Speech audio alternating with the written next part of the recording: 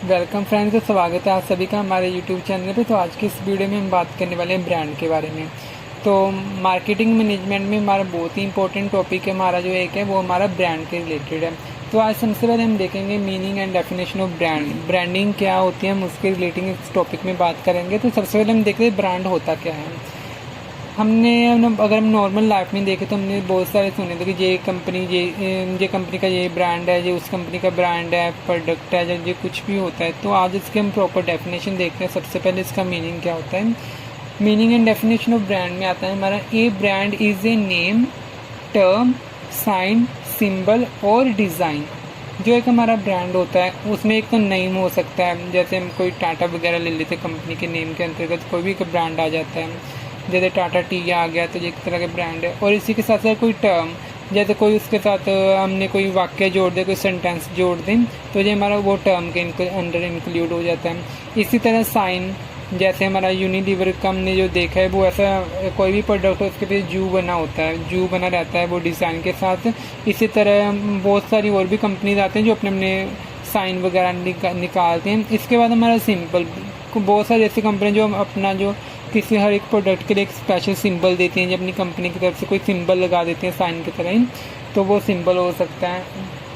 और डिज़ाइन, जब कोई एक ऐसा डिफरेंट सा डिज़ाइन हो सकता है जो उस प्रोडक्ट के बारे में अच्छी तरह से उस प्रोडक्ट को रिकॉग्नाइज करवाता हो, तो हमारे जो ब्रांड के अंतर्गत आता है। नेम, टर्म, साइन, सिंबल और डिज़ाइन और ए कम्बिनेशन ऑफ दैम, या इन सभी का एक कम्बिनेशन भी हो सकता है जो हमारा ब्रांड के अंतर्गत आता है।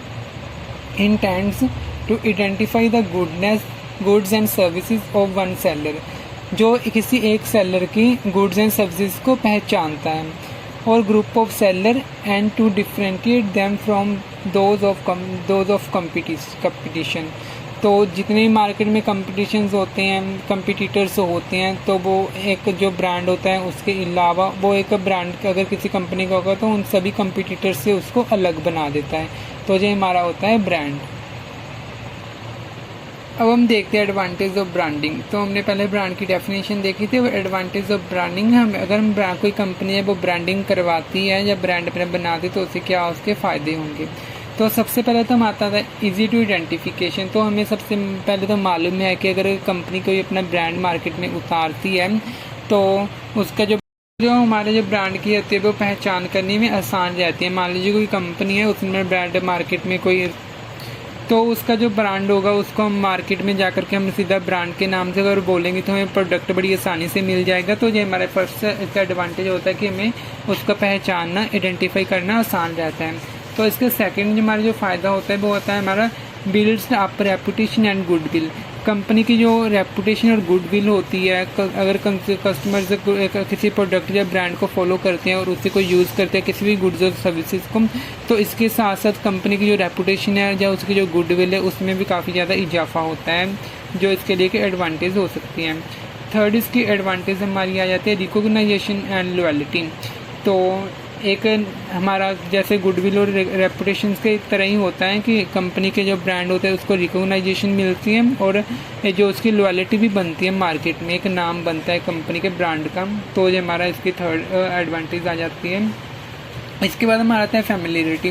फैमिलियरिटी का मतलब आ जाता है कि अगर कोई कंज्यूमर है वो उसने आपके ब्रांड के बारे में अगर सुना भी नहीं है, फिर भी अगर वो अपने बाई चांस कभी अपने आपके ब्रांड को देख लेता है और अगर वो लेके चला गया और उसके बाद उसको रिजल्ट सारे अच्छे मिले, तो अपने वो जो ब्रांड होता है उसकी तरफ उसका झुकाव ज़्यादा हो जाता है। तो वो उसके साथ थोड़ा सा फैमिलियर हो जाता है, तो उसके बाद उस ब्रांड को फॉलो करना चालू कर लेता है और गुड्स और सर्विसेज को मेंटेन करना स्टार्ट कर देता है। उसके बाद वो जो प्रोडक्ट है उसको ब्रांड को यूज़ करना स्टार्ट कर देता है। तो ये फैमिलियरिटी इसमें एक बहुत बड़ा इंपॉर्टेंट एडवांटेज है। इसके बाद जो हमारा आता है प्रोवाइड स्टेटस वैल्यू। तो अगर हमारा ब्रांड मार्केट में होगा और कस्टमर जिसको ज़्यादा पसंद करेंगे, चाहे वो गुड्स हो, सर्विसेज हो, कुछ भी हो, तो वो एक स्टेटस वैल्यू बन जाती है कंपनी के लिए, एक कंपनी का स्टेटस बन जाता है मार्केट में। तो इसके बाद हमारा आ जाता है क्वालिटी प्रोडक्ट्स। तो मान लीजिए अगर कोई कंपनी है जिसका ब्रांड बहुत ज़्यादा पॉपुलर है मार्केट में, तो वो कंपनी क्या करेगी, अपने ब्रांड में और ज़्यादा इम्प्रूवमेंट करने की कोशिश करेगी कि मार्केट में इस ब्रांड को और ज़्यादा फैलाया जा सके। तो वो उस प्रोडक्ट की जो क्वालिटी है, इनोवेशंस है नई नई, उसमें रिसर्च वगैरह जो है उसमें और काम करके उसको बेटर बनाने का काम करेगी, जिससे उसके प्रोडक्ट्स की क्वालिटी वो बढ़िया होगी। उसके बाद नेक्स्ट हमारा आ जाता है एडवांटेज प्राइस स्टेबिलिटी। तो जो इतने भी हमारे ब्रांड के कंपनी के ब्रांड्स के प्रोडक्ट होते हैं उनकी प्राइस की जो प्राइस होता है बहुत ज़्यादा अप और डाउन नहीं होता, वो एक तरह का स्टेबल चलता है, क्योंकि इसमें कोई सी भी तरह के इंटीमीडिएटर्स जो होते हैं वो इंक्लूड नहीं होते। ब्रांडिंग चीज़ें जो होती हैं वो कस्टमर्स सीधा कंपनी के स्टोर्स वगैरह जो होते हैं वहाँ से बाई कर सकते हैं, तो इसके लिए इसका जो प्राइस है वो स्टेबल ही रहता है मोस्ट ऑफ द टाइम। तो ये भी इसके तरीके के एडवांटेज बन जाती हैं। इसके बाद आता है हेल्पफुल इन एडवर्टाइजिंग। तो ब्रांड का नाम सुनते ही जैसे हमको सीधा पता चल जाता है कि ये इस कंपनी का प्रोडक्ट है, ये ब्रांड है तो ये इस कंपनी का है। तो ब्रांड की वजह से ही इसकी एडवर्टाइजिंग भी बहुत ज़्यादा आसान हो जाती है, लोगों को पहचानने में भी कोई दिक्कत नहीं होती, अच्छी तरह से पहचान लेते हैं और इसमें एडवर्टाइजिंग में भी आसानी होती है। तो ये एडवर्टाइजिंग करने में भी काफ़ी ज़्यादा हेल्पफुल हो जाता है, जो कि कंपनी के लिए एक एडवांटेज हो जाता है। इसके बाद हमारा आता है helpful in introduction of new products. तो जो भी ब्रांडिंग होती है, अगर वो कोई ब्रांड कंपनी का किसी का मार्केट में ज़्यादा चल रहा है तो वो उसके साथ साथ अगर ज़्यादा ब्रांड पॉपुलर होगा तो कंपनी क्या करेगी, उसको लगेगा कि हमें कोई और इसके साथ वाले प्रोडक्ट्स को भी मार्केट में इंट्रोड्यूस करना चाहिए, तो कंपनी और प्रोडक्ट्स को प्रोड्यूस करने की कोशिश करेगी, जिसके साथ कुछ नए प्रोडक्ट वो मार्केट में आएंगे। तो ये भी एक तरह का एडवांटेज हो जाता है और प्रॉफिट कंपनी का बढ़ेगा। इसके बाद हमारा आ जाता है डायरेक्ट कॉन्टैक्ट विद कस्टमर्स। तो मैंने जैसा पहले ही बताया कि ब्रांडिंग के कंपनी के जो ब्रांड्स होते हैं इनके अपने स्टोर्स वगैरह भी खुले होते हैं और कस्टमर्स को कोई ज़्यादा दिक्कत भी नहीं होती, वो ब्रांड को अच्छी तरह पहचान भी लेते हैं और ब्रांड का नाम लेते हैं, उनको प्रोडक्ट और गुडविल जो प्रोडक्ट है या कोई सर्विस है वो उनको मिल जाती है। तो जहाँ पे कोई भी इंटरमीडिएटर या कोई भी और बीच का सेलर होलसेलर का काम नहीं होता मोस्ट ऑफ द टाइम, तो कंपनीज से वो जो डायरेक्ट कस्टमर्स हैं वो अपने गुड्स और सर्विसेज को बाई कर सकते हैं। तो यहाँ पे डायरेक्ट कॉन्टैक्ट विद कस्टमर्स एक इसका एडवांटेज बन जाता है ब्रांडिंग से। इसके बाद हमारा आता है लोअर मार्केटिंग एक्सपेंसेस। तो जब इंटरमीडिएटर वगैरह नहीं होंगे तो ब्रांड पॉपुलर होगा, तो उसके साथ साथ जो भी मार्केटिंग के एक्सपेंसेस होंगे वो कंपनी के कम होंगे, कंपनी को फ़ायदा होगा, जिसकी वजह से उनको मार्केटिंग एक्सपेंसेस जब कम होंगे तो कंपनी को जो उसकी रेवेन्यू उसमें इंक्रीजिंग देखने को मिलेगी। तो एक तरह का ये भी एडवांटेज बन जाता है।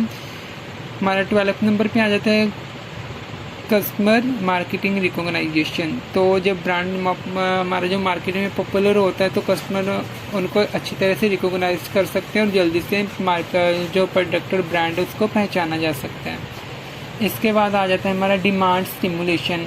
तो डिमांड स्टिमुलेशन का काम तो हमारा ब्रांड करता ही है, क्योंकि अगर ब्रांड कोई भी मार्केट में पॉपुलर होगा तो उसके ज़्यादा अगर उसकी आउटपुट अच्छी होगी, उसका रिजल्ट्स अच्छे होंगे प्रोडक्ट के और प्रोडक्ट अच्छा होगा तो और ज़्यादा डिमांड को इंक्रीज़ करेगा, जिसकी वजह से कंपनी के प्रॉफिट बढ़ेंगे और कंपनी के अगर प्रॉफिट बढ़ेंगे तो ये एक तरह का उसका एडवांटेज हो जाएगा। इसके बाद हमारा नेक्स्ट पॉइंट आता है हाई प्रॉफिट मार्जिन्स। तो इसमें किसी भी तरह के कोई इंटरमीडिएटर वगैरह इंक्लूड नहीं होते, तो कंपनी जो जितना भी प्रॉफिट और इनकम होगी वो सीधा कंपनी को जाएगी। तो इसके जो रिज़ल्ट होंगे वो कंपनी के जो प्रॉफिट्स होंगे और इनकम होगी उसमें मार्जिन से ज़्यादा होंगे, तो कंपनी का प्रॉफिट बढ़ेगा। तो ये भी हमारा एक तरह का एडवांटेज हो जाता है। इसके बाद आता है easy to complaint and make claims. मान लीजिए अगर प्रोडक्ट में कोई हमारे जो प्रोडक्ट में कोई कंप्लेंट वगैरह है, जब प्रोडक्ट में कोई ख़राबी है, गुड्स या कोई सर्विस में कोई दिक्कत है, तो कस्टमर्स क्या कर सकते हैं, अभी ऑनलाइन के ज़माने में तो वेबसाइट पर जाकर सीधा अपना क्लेम कर सकते हैं और कंप्लेंट को डाल सकते हैं, तो सीधा कंपनी के साथ कॉन्टैक्ट कर सकते हैं। तो जहाँ पे ये भी इसका एडवांटेज हो जाता है easy to complaint and make claims, जिसकी सहायता से कस्टमर से कंप्लेंट को दर्ज करवा सकते हैं और जो उसके क्लेम्स हैं जो भी केसेस होते हैं उनको क्लेम कर सकते हैं। इसके बाद हमारा लास्ट आ जाता है बैरियर टू कंपटीशन।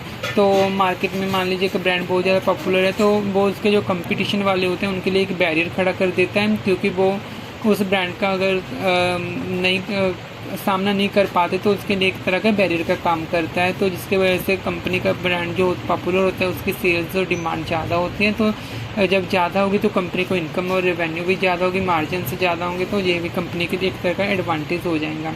तो ये टोटल थे हमारे एडवांटेज ऑफ ब्रांडिंग। तो इस वीडियो में हमने meaning and advantage of branding के बारे में जाना। अगर आपको ये वीडियो हमारी अच्छी लगी तो वीडियो को लाइक एंड शेयर करना मत भूलिएगा। हमारे चैनल को सब्सक्राइब करना ही मत भूलिएगा, क्योंकि आने वाली नई वीडियो की नोटिफिकेशन आपको मिलती रहे। इसके लिए हमारा जो घंटी का आइकन है उसे प्रेस कर दीजिए। इसके बाद मिलते हैं हम नेक्स्ट वीडियो में। जब तक के लिए थैंक यू।